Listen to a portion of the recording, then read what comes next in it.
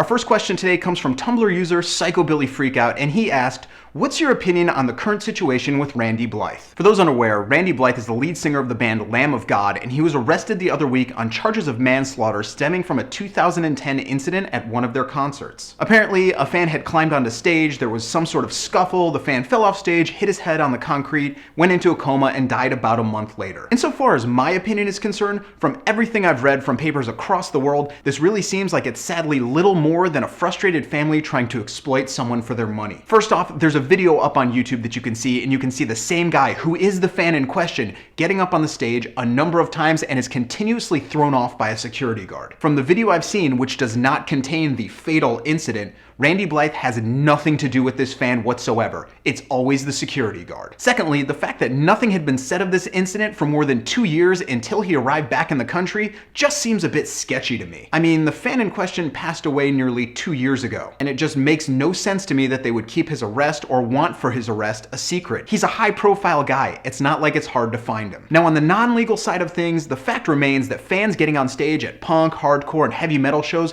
just comes with the territory. And honestly, some nights you're just gonna get tossed off stage by security. Performers have a need and a right to feel safe on stage so that they can do their art. And let's be honest, we've all seen that one guy at shows who wants to be a bit too much of a part of the show. From what I've read, the band is in no way responsible, and hopefully this just kind of disappears and they can continue making their music. An anonymous user on Tumblr asked me, Fender or Gibson? To those who are puzzled by the question, this is one of those ongoing debates about which brand of guitar you prefer. It's very similar to the Coke versus Pepsi debate. I've played my fair share of guitars over the years, a number of them from Gibson and Fender, as well as other brands, but the fact of the matter is, this is my guitar. It's a Fender Telecaster, and the legend says, once you play a Telecaster, you'll never play anything else. For me, this has been completely true. And come on, Joe Strummer played one of these. What more do you need? Finally, earlier in the week, I got an email that asked me, what's the greatest concert you've ever seen? Honestly, this is pretty much an impossible question for me to answer, as I've seen probably thousands of concerts over the years. So I guess I'll just rattle off a few that really stick in my mind as I truly loved them. These are all gonna be shows that I paid to see on my own, as pretty much every show that my dad took me to before I could afford to pay for myself was absolutely legendary unto itself. On December 31st, 1999, I was hanging out with about 160,000 of my closest friends to watch the band Phish play a 7-hour set at the Big Cypress Seminole Indian Reservation in Florida. Due to the sheer set length and the overall event of it all, this will always be one of my favorites, and I had some great company with me as well. On a boiling hot and humid Cleveland night in the summer of either 2000 or 2001, I found myself packed into what has been my all-time favorite venue in my home city,